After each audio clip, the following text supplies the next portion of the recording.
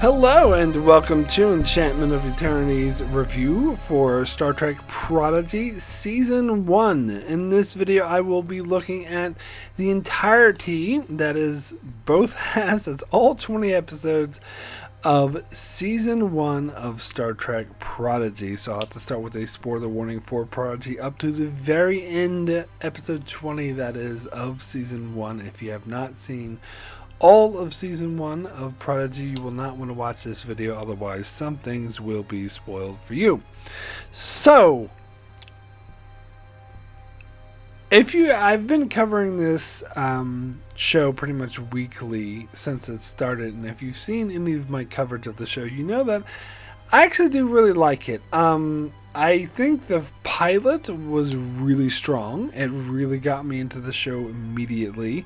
I do have to sort of give it that it is a family show and sometimes a bit more of a kid's show. But I think as a family show, Star Trek show, it really works. It does its job.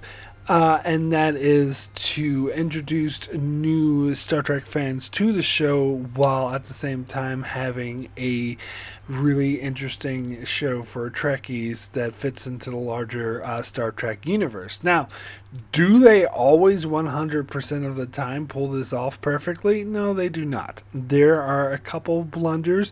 There's two in particular that made me almost want to quit the show. One that happened in the first half of the season where they had a Ferengi who was quadrant hopping between the Gamma Quadrant and Delta Quadrant with no special warp drive whatsoever, just lolly-dallying about like it was nothing. And just the whole way they treated, like how most of the species in the prison in the Delta Quadrant were from the Alpha Quadrant, just the way they treated the vast distances of the galaxy kind of irritated me. And then in the second half of the season, they had a really terrible sitcom trope moment, like one of the worst examples, where there were multiple times where all they had to do was to solve everything. In fact, the rest of the season wouldn't even happen. Everything would have been resolved had someone just spoken up, and they had multiple chances to do this. Multiple people had multiple chances to do this, and there's no logical reason why they wouldn't do it. And yet they didn't, so they could have a plot, and that bugged the hell out of me, and I almost quit the show because of that. But barring those two moments, I think the show has been really strong overall. Now, those were the two worst moments. It's not to say the rest of the season was rosy and perfect. There were some other, there were some mediocre episodes where they were just doing Star Trek tropes, but for the kiddies, because the kids haven't seen them yet, which is, I give it a bit more leeway for that, for being a family show. And there were a few other, sort of silly kids moment shows where I was just like, yeah, this is being like a silly kids show. I don't really have any connection to it. But I would say for the most part, the show has done an amazing job of telling a ongoing serialized story while slipping in some sort of episodic episodes or stories along the way. Some really good ones, such as the one where they met this planets that had been encountered by an ensign from the original series before, and how they were all emulating Kirk, and the original crew, which was a brilliant episode. And other really strong episodes, like when time got fractured within the ship, and every part of each character was in a different part of the ship that was moving at a different time rate. Really interesting, fascinating Star Trek concept in its own right, and they did it to tell great character stories, which is the best way of doing Star Trek. So there were great examples as well. And of course, I have to mention the final 4 episodes, which I thought was an amazing way to end the season and tie everything together. And so I will say that the second half of the season was definitely improved more over the first half, that it seemed like the showrunners kind of found their footing, which is, I think, to be expected in any show. That's why Star Trek has the trope of, first seasons not being very good, because it takes them a little while to get things going, to get in the groove of things. Strange New Worlds notwithstanding, that's just the total exception to the rule, which we'll just ignore for the moment. But generally speaking, yes, Star Trek usually takes a little while to find its footing, and that's what all I see that first half of the season was. And again, not that the first half was terrible. I think there was still a lot of good stuff in the first half, but I think my larger point overall is that the season as a whole comes together and fits together nicely and frankly feels really well paced, especially when compared to other modern Trek shows, particularly that of Discovery and Picard, although Picard's kind of low-hanging fruit because it's so terrible, at least the second season was. Yeah, honestly, I think this does a better job than Discovery at showcasing these interesting characters, of making me interested in these characters, doing long-term story arcs over a season without it feeling dragging or unnecessary or boring or poorly paced. They actually did a much better job with the overarching story of the season as well than Discovery has done in any of its seasons. Even season 4, which was my favorite, but the season 4 was riddled with pacing problems. It should not have been as long as it was, and they had to have dumb moments like a wrestling match at a bar or in a stupid pointless poker game or whatever.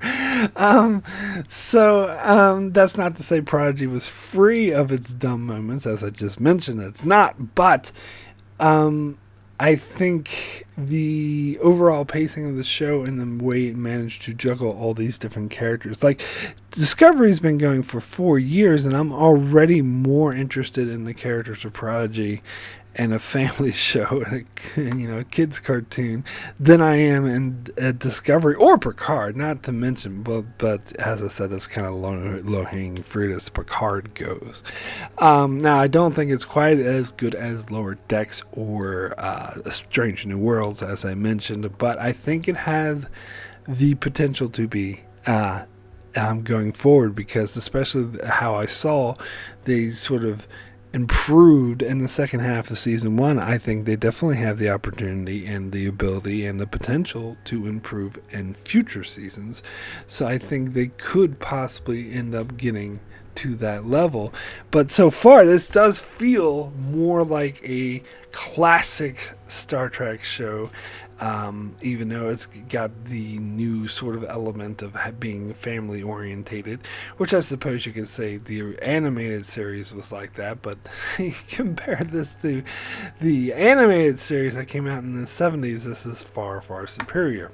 Now, another thing I had noted in a recent episode review I did for Prodigy, is that recently I spent time in New Zealand with some friends of mine who have kids, and I was staying with them the whole time, and the kids were watching all these kids shows, so the kids are like 5 or 6 years old, but not all the shows were specifically for that age. Some of the shows they're watching were like similar to Prodigy and aimed at a similar audience, and I noticed that Prodigy is actually a much better show.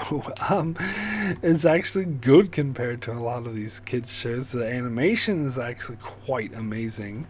And the character stories and the complex character stories and the way it ties into examine social issues, I think is far superior than your normal family kids show cartoon.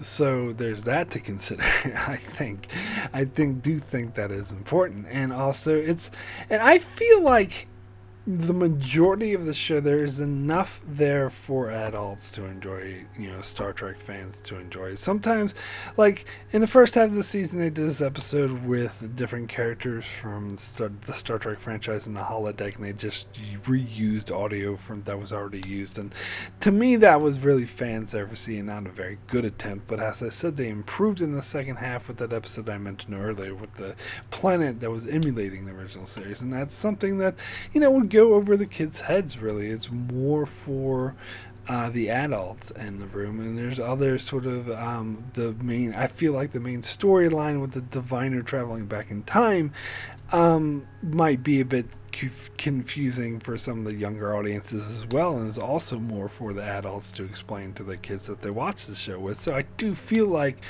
there is enough here for the adults. Now, another thing I think I need to bring up is one of my biggest complaints of the show as I've been reviewing the episodes is the diviner, the main villain, and how two-dimensional mustache twirly he is. Now, this did lessen the more we watched, and I was kind of just wanting them to write him off the show, and he did die at the end of the season, but time travel shenanigans, we might see him again in some form or another. But I became a bit more okay with him. Now, towards the end of the season, they did give him a redemption arc where he ended up like turning good or whatever, or trying to save his daughter, and I didn't completely buy it. I didn't think it was the worst thing ever. I guess if you could say it would work for a kids show, but it wasn't. I don't think it was 100% earned. And so I would say the Diviner was kind of a negative of the first season, but I think they did improve him and his species and that whole storyline he was involved with. They made me buy it a lot more towards the end of the season. I remember in the mid-season finale when they first revealed the big shock twist the twist that they were from the future and that their species had been destroyed, devastated by first contact with the Federation, so they come back in time to destroy the Federation before it happened. At first, I hated that. I thought that sounded dumb, but the more they explored it in the second half of the season, the more I bought into it and the more that I liked it. And now, by the time we get to the end of the season, I actually totally am bored with it. And of course, they're setting up for some time travel shenanigans as Chakotay is still trapped in the future, and Janeway wants to launch a mission to save them. So that's a very something that I'm really looking forward to. It's a really great setup for another season. And then we also have the side quest of Gwen going to her people in the present day to try to save them, which is something I do hope they explore and eventually tie into the main storyline. So that would be really interesting as well. So yeah, as I said, I think it's the characters that that I look for most of all in any show. I look for great character stories, and it's the character stories that impress me the most about this show in particular. I think Dahl, a lot of people were turned off by how arrogant and sort of childish he was at the start, but I was willing to go with it because I saw potential for growth, and that's exactly what they did, and they did a really great job at it, as a matter of fact, and totally sold his character growth throughout the season to learning to trust others, learning to be with others, and learning not to sort of lie so much, and learning to work as part of a team, and learning to be a good captain. I totally bought all of that, so all of that really worked for me. And then you had Gwen, the villain that turned good. It was a trope I wasn't actually that on board with at the start. Though her character was definitely more interesting. Not as kind of, loud and annoying as some of these other characters were. But it seemed like the trope, and it also seemed kind of inconsistent that she was really so sympathetic for the plight of the other people who were being enslaved, yet her father was this big mustache twirly evil man. But I think as the season went on, it went on to explore what that was like for her to have a father who was outright evil, and she kind of sensed it the whole time and sensed that something was wrong, and but then learned that there was a greater purpose, but then finding this other family that she really felt really truly valued her. Ultimately that really worked for me as well. Then there's Zero, who sometimes seemed really like intellectually smart, so maybe should have been the captain, but they didn't really seem to have that aspirations, and sometimes seemed quite childlike in their innocence, and was always at first one of my favorite characters, but I will admit they didn't really do that much with them throughout the season. But definitely always a nice little addition to the crew. They did have a nice little storyline with Zero having to expose the Medusa himself to defeat the Diviner, but that having an effect on Gwen, and then feeling very guilty about that. That was a nice little touch. And of course added, a nice little flavor to the crew. Then there's Rocktop, who had I think, a really interesting character arc. Everyone, because of her size and appearance, everyone assumes that she's the muscle and the power, but she actually wants to be a science officer, which I think is actually a really good message for the kids, that looks aren't always what they appear to be, and you can be whatever you want to be. Do not let other people determine what you want to be. And of course the crew was very accepting of her when she did decide that she wanted to be something else.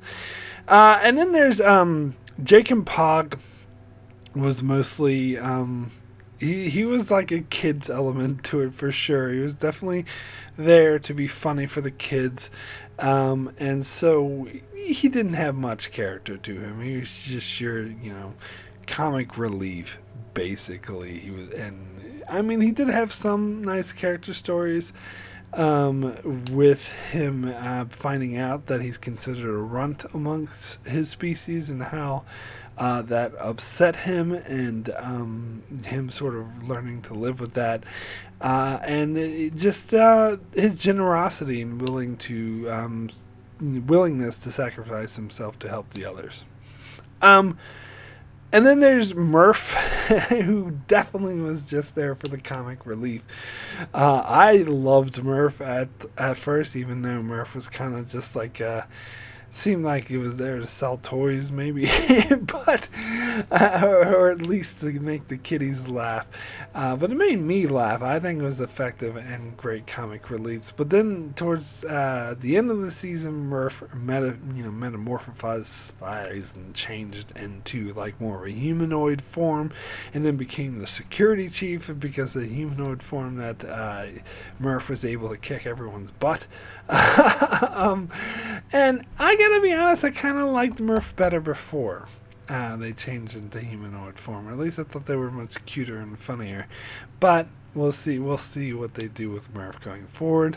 And then, of course, Hologram Janeway was a really nice addition to the crew, and it was great having Kate McGrew back to voice this hologram.